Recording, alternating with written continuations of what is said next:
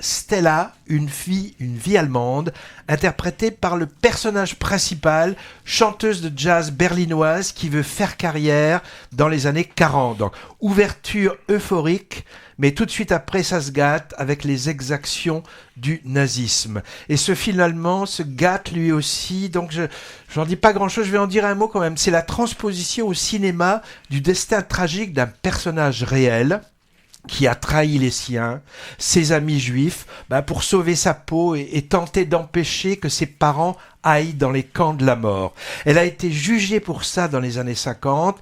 Alors évidemment, dilemme moraux, gros sabots, victime ou bourreau, qu'aurions-nous fait à sa place, ce genre de choses. Moi, ce que j'ai pas du tout aimé, qui m'a paru vraiment rédhibitoire, c'est qu'à un moment, même si c'est court, on nous fait subir des images d'archives des camps, type Nuit et brouillard, et je trouve qu'utiliser ça pour renforcer la dramaturgie dans un film de fiction, c'est vraiment too much.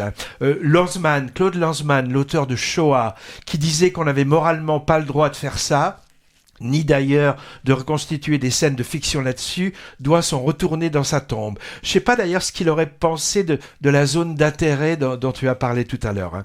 Autrement, l'actrice de Stella est très bien, c'est Paula Beer, le même que dans le récent Rote Himmel, le ciel rouge, mais ça suffit pas pour en faire un bon film. Alors on entend aussi ce morceau Sing dans tout un tas d'autres longs métrages, parmi lesquels New York Stories, film à sketch signé Scorsese, Coppola, Woody Allen, dans Casino et Gangs of New York aussi du même Scorsese, La fille sur le pont de Patrick Lecomte, The Artist et même dans un Harry Potter. Donc on l'entend partout ce morceau.